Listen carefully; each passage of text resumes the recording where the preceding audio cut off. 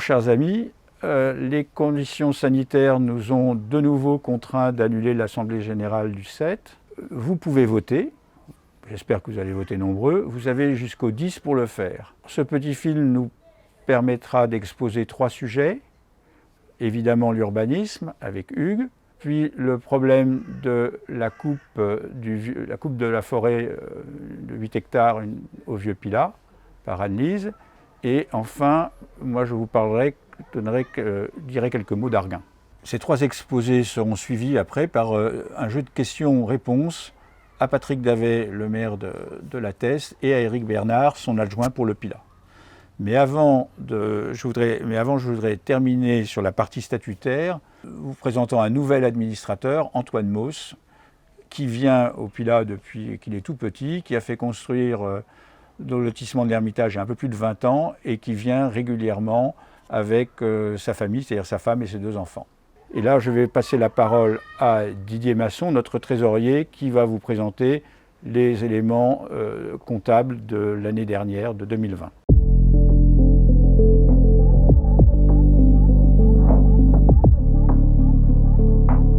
Bonjour à toutes, bonjour à tous. Je suis ici pour vous dire quelques mots sur la situation financière de notre association. D'abord, je dirais qu'elle est saine, cette situation, puisque nous dégageons une nouvelle fois un excédent cette année qui est de 2 563 €. J'ajouterai 2 éléments. D'abord, le montant des dépenses et des recettes. Les recettes se sont élevées cette année à 13 982 €. Bien sûr, ce qui constitue ces recettes, ce sont les cotisations. Donc je ne peux que vous encourager à continuer à régler et à vous mettre à jour de vos cotisations. Les dépenses, 11 419 €. Là, 3 grosses lignes de dépenses. C'est-à-dire la fabrication de la gazette que chacun peut recevoir régulièrement. Deuxièmement, l'organisation de l'Assemblée générale qui malheureusement cette année, une fois de plus, n'a pas lieu, mais enfin ça donne lieu quand même à un certain frais. Et donc voilà ce qui constitue l'essentiel de nos dépenses, le reste étant des divers. Voilà donc les principaux éléments qui concernent notre trésorerie saine. Je terminerai là et je vous souhaite à tous de bonnes vacances et à bientôt pour une association en pleine forme.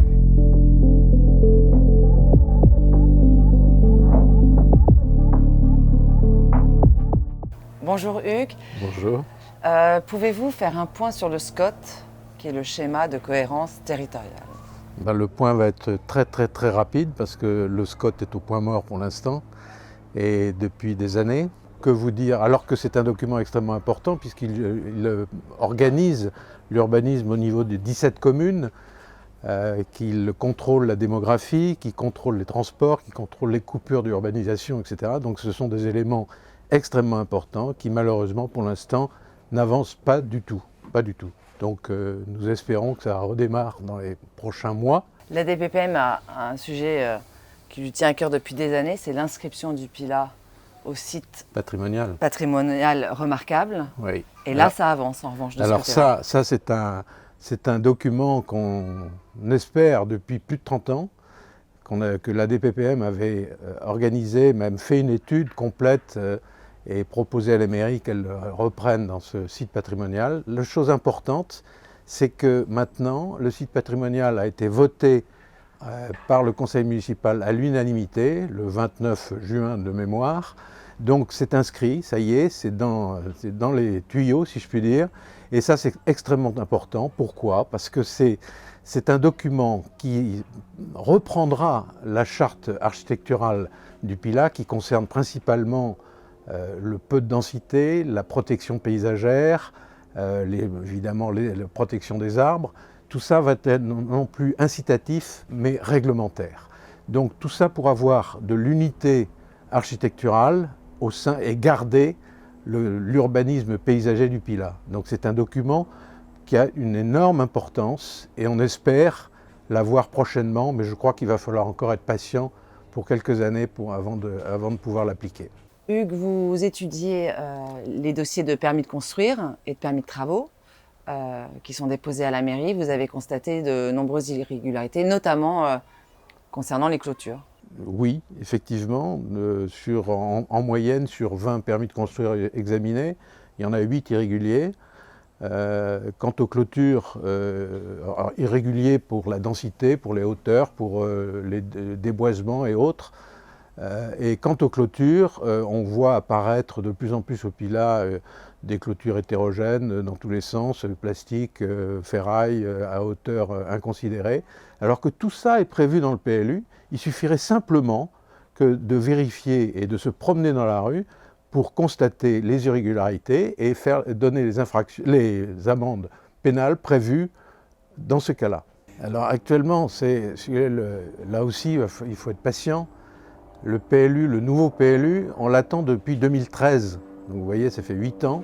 Ça va encore durer 3 ou 4 ans avant d'avoir le document définitif voté par l'Assemblée et donc par la mairie, pardon, et donc applicable. Mais effectivement, à l'heure actuelle, on est un peu dans un entre-deux, c'est-à-dire qu'il y a le PLU de 2011 qui présente de gros dangers de densification, de déforestation, d'emprise au sol trop importante au détriment de la végétation, etc. Tout ça doit être corrigé dans les documents du futur PLU. Et d'ores et déjà, notre position à DPPM, c'est de dire qu'il faut anticiper les règles du futur PLU dès maintenant. Donc je crois que jusqu'à présent, ce n'était pas le cas dans les instructions faites par la mairie. Et donc on constatait effectivement des densifications, des piscines en veux-tu en voilà un peu partout au détriment de la végétation. Et donc on a obtenu récemment, fin juin, que la mairie maintenant instruise les permis de construire avec les nouvelles règles, ou en tout cas les règles les plus contraignantes entre le 2011 et le 2024 peut-être.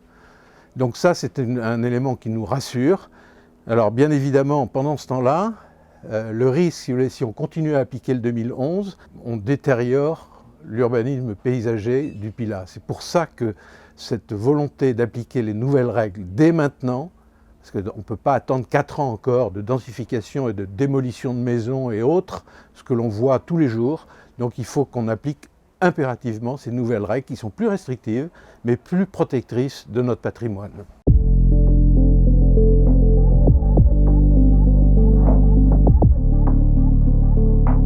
À Nice, de nombreux pilatés se sont émus de la coupe massive de pins dans la forêt du Vieux-Pilat qui a eu lieu cet hiver. Oui, on a reçu beaucoup de courriers d'adhérents, des coups de téléphone, des photos, enfin il y a eu beaucoup d'émotions autour de cette coupe. Alors il faut rappeler que cette coupe, que ce terrain appartient à un propriétaire privé. Et comme toutes les zones forestières de plus de 25 hectares, il fait l'objet d'un plan de gestion qui est déposé auprès du CRPF. Et c'est un plan de gestion qui vise, pour dire les choses globalement, à la préservation de la forêt, tant en quantité, c'est-à-dire nombre de pins par hectare, etc., et puis en qualité, c'est-à-dire espèces de pins, et puis également leur âge. Donc la coupe avait été prévue par ce plan de gestion et elle a fait l'objet d'une autorisation délivrée de manière tout à fait régulière. C'est ce qui a beaucoup ému les pilatais, c'est que le nettoyage du terrain n'a pas été fait immédiatement. Il faut savoir que c'est une technique de gestion du sol qui permet de l'enrichir un petit peu grâce aux débris végétaux qui redonnent des minéraux au sol et qui aideront à la repousse des arbres. Il est prévu de replanter 11 000 pins sur ce terrain de 8 hectares. Donc on devrait voir repousser des pins rapidement et il est déjà bien replanté en arbousier. Il faut dire aussi que beaucoup de pilatés s'inquiétaient parce que quand on voit une déforestation comme celle-là, on pense tout de suite nouveau lotissement, construction, etc., etc. Donc on rappelle que ce terrain a fait l'objet de litiges depuis le début des années 2000 qui se sont terminés par 2 jugements au Conseil d'État. Un premier jugement qui classe en EBC, en espace boisé à conserver, le sommet de la dune, donc une partie de 8 hectares, dont la coupe s'est effectuée en partie sur cette partie protégée. Et les 25 hectares restants ont été déclarés par le Conseil d'État comme constructibles. En 2018, un projet nous avait été présenté à l'Assemblée générale pour mettre en valeur cette zone en faisant notamment un parking et des aménagements divers. On s'était évidemment vivement opposé à cette idée et nous avions été entendus à l'époque par le maire. Et la philosophie municipale a changé depuis, aux élections de 2020. Tous les candidats, y compris Patrick Davé qui a été élu, s'étaient engagés à classer cet espace en 2 AU. 2 AU, ça veut dire réserve d'urbanisation, constructible à terme. Il faudrait pour cela un changement de PLU. Donc on voit avec le changement actuel de PLU le temps que ça prend. Et donc un nouveau changement, ce serait à nouveau extrêmement long. Par ailleurs, on connaît aussi la philosophie actuelle de l'État qui consiste à empêcher les ouvertures à l'urbanisation de zones naturelles. Donc on peut penser qu'on est bien protégé de ce côté-là. Mais ce qui est remarquable dans cette histoire, c'est l'attachement des Pilatais à leurs forêts. Il faut signaler à cet égard que ces forêts sont quand même des forêts privées. Et dans la plus grande partie de la France, les forêts privées sont encloses. Ici, on a un propriétaire qui laisse ouvertes ces forêts, ouvertes à la promenade. On peut donc les découvrir, on peut s'y promener, y emmener son chien, ses enfants, etc. Et c'est quand même quelque chose de remarquable qu'il faut saluer ici.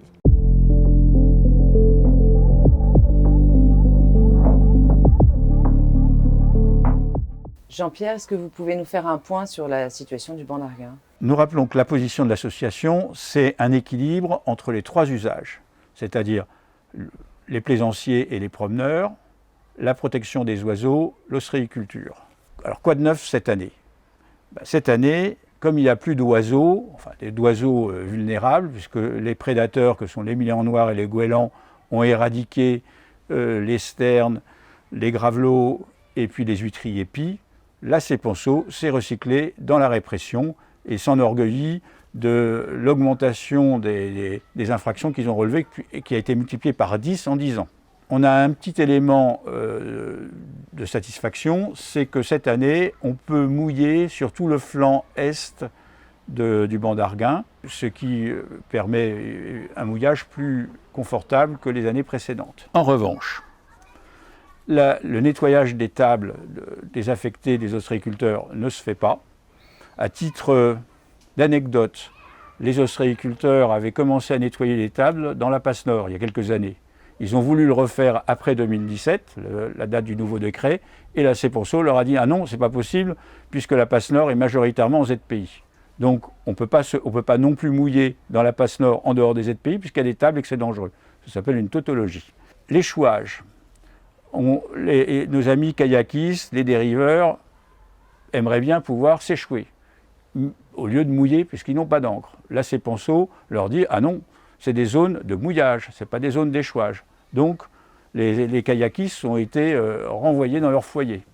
Enfin, pour plusieurs personnes nous ont posé la question, oralement ou par écrit, de la superbe bouée jaune qu'on voit au milieu du Pilat, c'est-à-dire au niveau des fauvettes, de l'allée des fauvettes, et qui est juste après la zone des corps morts.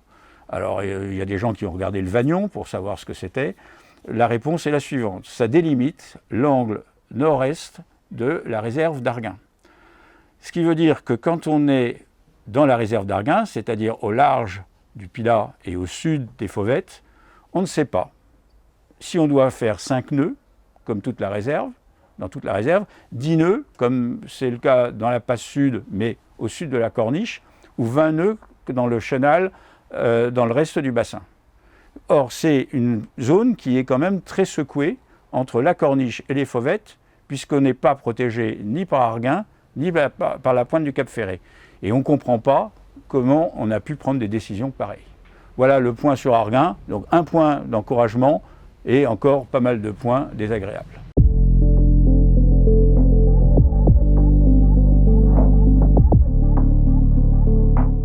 Éric Bernard, bonjour. Vous êtes délégué au Pilat et à la sécurité. Cet été, il y a eu plusieurs cambriolages. Le Pilat est un lieu quand même assez privilégié et qui attire les convoitises. Quelles mesures vous avez mis en place pour protéger au mieux ce bel endroit? La sécurité, c'est un vaste sujet, un vaste domaine. Là, vous avez cité les cambriolages, les homejacking, si on veut utiliser un terme anglais, donc des cambriolages avec les personnes qui sont à l'intérieur donc, de leur domicile, et puis donc un certain nombre d'incivilités. Malheureusement, on n'y échappe pas, comme on n'échappe pas non plus aux préoccupations concernant la drogue, parce qu'ici il y a de l'argent, et quand il y a de l'argent, il y a forcément des gens qui ont envie d'en profiter. Alors quelles mesures avons-nous prises? On a développé les effectifs. Donc les effectifs ont cru de 30%. On a mis des moyens techniques nouveaux. Les caméras ont été améliorées, elles sont maintenant lisibles, enregistrées et portées à bord des véhicules donc de police municipale sur des tablettes. Donc pas mal d'argent, pas mal d'investissement, pas le moins technique. Les plages horaires de nos équipes ont été élargies jusqu'à 4h30 du matin, avec 2 équipages en période nocturne. C'est pour la présence humaine.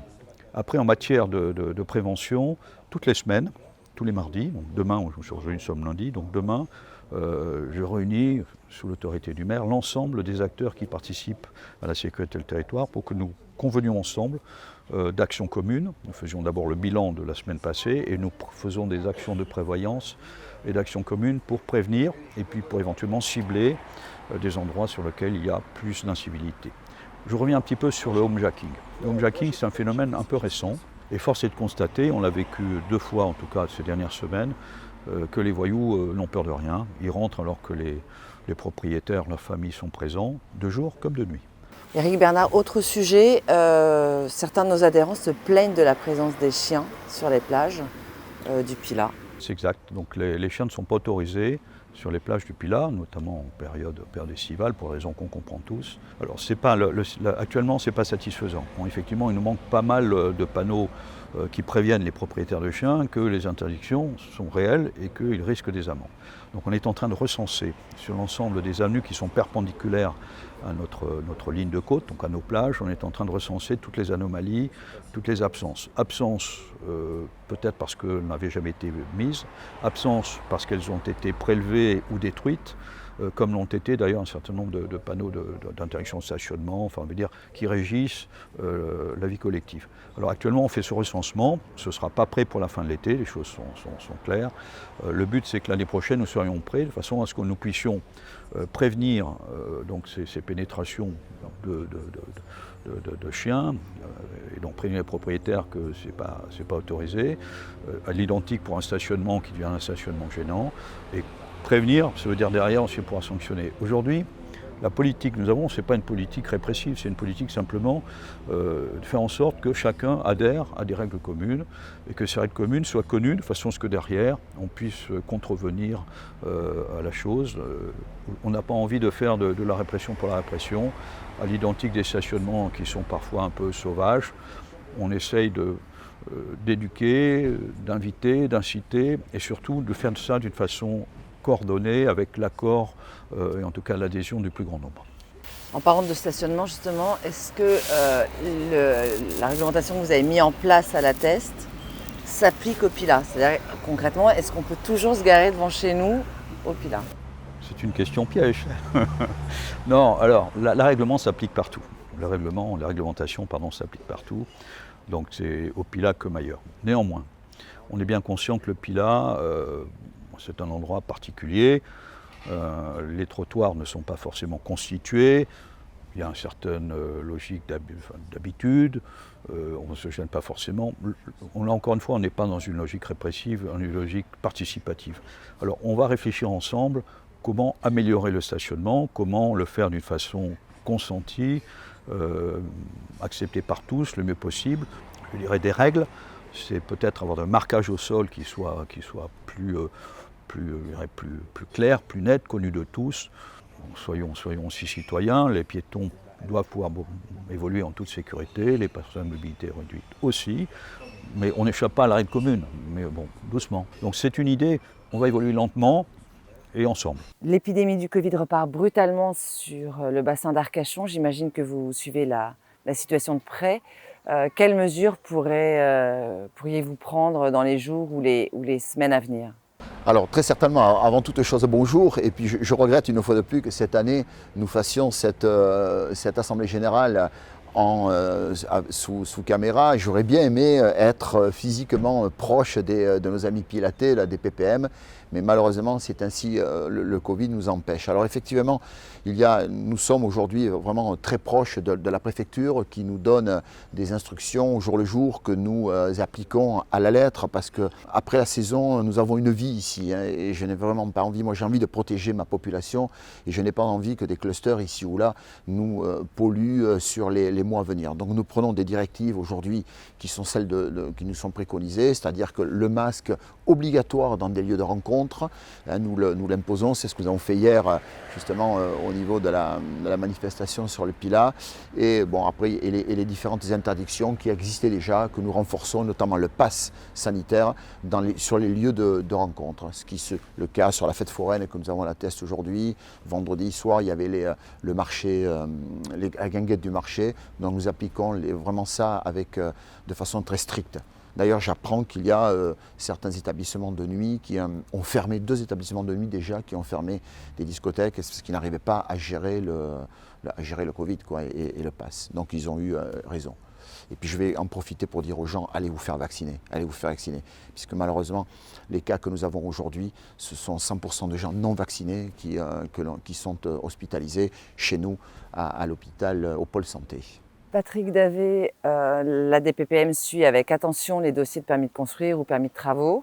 On a constaté de nombreuses irrégularités, tant sur les dossiers que sur les chantiers. Comment comptez-vous lutter contre ces abus ? Alors déjà, je vais remercier la DPPM parce que c'est un véritable partenaire, il nous aide beaucoup et réciproquement, on a vraiment envie aussi de travailler ensemble parce que l'avenir de Pilat, c'est notre avenir à tous. Et moi, j'y suis très sensible, vous savez, je suis un enfant d'ici, quoi, hein, donc je suis très attaché à tout ça, à cet environnement.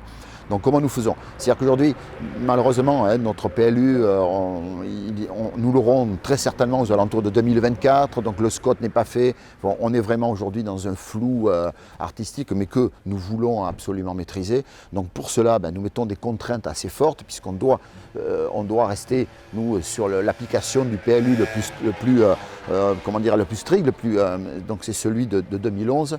Mais nous faisons des contrôles. Donc nous avons déjà un agent de la ville qui, lui, je lui demande de le tourner, de rendre les contrôles. C'est ce que nous faisons. Donc parfois, ce sont des contrôles a posteriori, où nous contraignons certaines personnes à modifier des travaux qui ont été réalisés.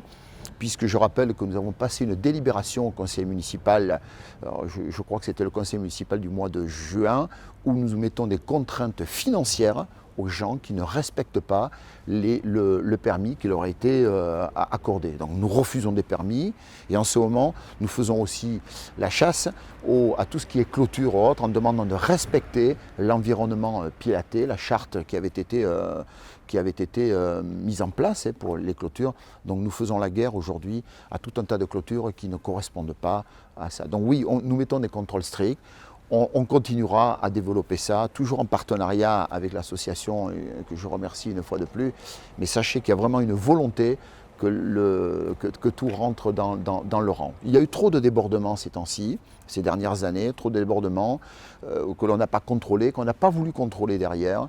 Nous, c'est le contraire. Alors, il y aura toujours évidemment des gens qui vont passer entre les mailles du filet, hein, mais dans le temps, on les repérera dans tous les cas. Et concernant l'avenir du mini-golf du Pilat qui se trouve à Aïza. Écoutez, actuellement il y a un projet, je le sais, puisque j'ai rencontré Louis Gomme. Sans trop dévoiler, il veut y installer des boutiques de luxe, mais je sais que nous surveillons ça bien évidemment, parce que nos priorités c'est aussi le stationnement, hein, on ne peut pas y échapper, mais il y a actuellement aussi les services de l'État qui regardent ce dossier avec précision. Donc pour l'instant, je ne peux en dire plus, c'est un dossier qui est dans les tuyaux, si je peux prendre cette expression-là, mais pour l'instant, rien n'est fait. Certains pilatés se plaignent de la poursuite des chantiers cet été. Pourquoi avoir levé l'interdiction des travaux bruyants pendant la période estivale ? Oui, oui, oui, oui. Alors, qu'ils ne m'en veulent pas, mais j'ai dû faire un choix. Et dans la vie, il faut faire des choix, il faut prendre des décisions. Je l'ai prise. Ça m'ennuyait terriblement. Vous savez, ça m'ennuyait terriblement d'empêcher les entreprises, et nos entreprises notamment, de travailler. Alors, quelqu'un toujours me dit, ouais, mais Arcachon, ils font. Mais Arcachon n'a pas le même tissu économique que nous. Nous avons un gros tissu économique avec pas mal d'entreprises locales. D'ailleurs, on voit, hein, souvent, ce sont des entreprises d'ici qui travaillent. Et ça me gênait terriblement de les empêcher de travailler dans cette période de Covid. Donc, je prends aujourd'hui un engagement. Si Covid, il n'y a plus l'an prochain, et ce que j'espère, je prendrai cet arrêté pour stopper les travaux durant cette période estivale. Il y a aussi une autre nuisance sonore, c'est l'utilisation des appareils thermiques, notamment pour l'entretien des jardins. Oui. Est-ce que vous envisagez, ou est-ce qu'il serait envisageable qu'on interdise l'utilisation de ces appareils-là pour les remplacer par des appareils électriques, beaucoup moins bruyants, et aussi bien pour les particuliers que pour les professionnels? Mais je ne vais pas dire j'en rêve, mais je le souhaite. Enfin, je le souhaite à tous les niveaux. Je le souhaiterais même pour les bateaux, les moteurs des bateaux, qu'on entende un peu moins de bruit. Donc j'espère que les choses vont se faire, oui. Dans tous les cas, bon, ça faisait partie déjà, ça n'a rien à voir avec le monde économique. Je crois qu'il y a aussi, bon, il faut aussi que les gens fassent un peu d'effort, quoi. Il ne faut pas qu'ils passent leur tondeuse à 7 h du matin ou à 14 h quand les gens ont envie de se reposer. Ça, on fera quelques notes, mais si c'était possible d'avoir que de l'électrique, oui, bien sûr, je le ferai. Ouais. Et puis enfin, concernant les nuisances, il y a évidemment les nuisances liées à la vie nocturne pilataise. Ouais. Écoutez, là, je veux dire sincèrement, beaucoup d'efforts ont été faits. Beaucoup d'efforts de notre part, puisque notre police municipale que j'ai souhaité renforcer, ça faisait partie de la campagne. J'avais dit, je veux mettre beaucoup de sécurité, que ce soit la sécurité évidemment physique ou la sécurité avec le bruit, tout ce qui peut empêcher les gens de bien vivre. Donc il y a de gros efforts qui ont été faits de notre part, puisque nous faisons travailler notre police municipale jusqu'à 4h30 du matin. Donc ce n'est pas quand même neutre. Et il y a eu de gros efforts de fait de la majorité des établissements. Il y en a encore un ou deux que nous avons dans le collimateur qui ont déjà pris des amendes et qui vont, s'ils insistent, ils vont prendre des fermetures parce qu'ils ne maîtrisent pas leur établissement et ça va à l'encontre de ce qu'on leur demande et notamment de la charte nocturne. Mais la majorité des établissements font de gros efforts à ce niveau-là. Donc, vous voyez, j'étais moi-même hier soir, pas très loin d'un établissement qui attire beaucoup de monde, et les gens chez qui j'étais, qui sont des amis, me disaient on n'entend pas quelques portières à 2-3 heures du matin quand ils sortent, mais ça ne dure pas. Donc, vraiment, c'était une préoccupation, parce que je me mets moi à la place, et pas uniquement les estivants, je me mets à notre place, et des gens qui habitent là à la fois à l'année, et qui d'un seul coup, leur vie se trouve perturbée. Donc oui, c'est quelque chose sur lequel je suis à cheval. Et je suis en contact avec les établissements. Si ce n'est pas moi, il vous en parlera tout à l'heure, Éric Bernard, qui s'occupe plus particulièrement de ça. On est à cheval et on les contraint de faire de très très gros efforts. Concernant les plages du Pilat, elles n'ont pas été... Si je me permets, il y a une autre nuisance dont je voudrais parler. Oui. J'en suis vraiment désolé, c'est le ramassage et les ordures ménagères. Je ne sais pas si la question allait m'être posée, mais je suis vraiment désolé parce qu'il y a donc une tournée en moins cet été. Ça perturbe beaucoup de monde, hein, évidemment au niveau des odeurs. C'est une décision qui a été prise à la Cobas sans que nous soyons avertis Ville de la Teste. Je l'ai su un peu après, alors que les choses étaient faites. Je le regrette formellement. J'ai adressé un courrier à la présidente de la Cobas en disant de remettre ça, mais ça ne pourra se faire, évidemment, qu'en matière d'organisation, que pour l'été prochain. Pour cette année, j'en suis désolé, c'est râpé. J'ai été peut-être un petit peu naïf sur l'affaire, c'est ainsi, mais j'apprends vite. Et ça ne se reproduira pas. Donc l'année prochaine, vous resterez le deuxième passage quoi qu'il arrive, auparavant. Voilà, je vais le demander. Vraiment, j'en suis désolé parce que c'est vraiment une nuisance qui m'est signifiée depuis un moment régulièrement. Voilà, mais je n'ai pas vu le coup venir. Bon, voilà, ça fait partie. Parfois aussi, on peut passer à côté de certaines choses. Donc, que les pilatés ne m'en veulent pas, on va régulariser ça rapidement. Et concernant les plages, il faut quand même rappeler que les plages du Pilat sont réensablées tous les 2 ans, les années paires. Donc cette année, il n'y a pas eu et elles se sont considérablement réduites. Elles ont laissé place à des gravats aussi, une baisse du niveau du sable et des vestiges d'épis qui peuvent même être un peu dangereux parce que déjà, dans un premier temps, vous allez faire nettoyer ces plages. Oui. Et enlever ces gravats? Cette année, ça va être très dur, je ne peux pas faire parce que les épis, effectivement, ces vestiges d'épis, je les avais vus, j'en avais parlé d'ailleurs à Jean-Pierre Volmer, le président, parce que ça m'avait choqué. Je m'étais imaginé, à marée basse, on les voit, donc le danger est moindre, mais avec 50 cm d'eau, on ne voit plus. Et là, le danger, il est important. Donc j'ai regardé ça, comment pouvions-nous faire. Donc c'est un véritable très gros chantier, parce qu'il y en a quelques-uns, il y a 20 cm qui apparaissent et il y en a peut-être 50 sous le sable. Donc on ne peut pas le faire à la main par nos saisonniers. Alors je dis pourquoi je dis saisonniers, parce que l'autre jour j'ai fait nettoyer la plage du Petit Nice par les saisonniers, puisque mécaniquement on n'a pas le droit de le faire, l'ONF nous l'interdit, donc on l'a fait faire par les saisonniers à la main. Mais c'était du bois, c'était des morceaux de bois. Donc là, on va s'en préoccuper, oui, on va s'en préoccuper parce que, un, c'est pas très beau, et deux, c'est dangereux.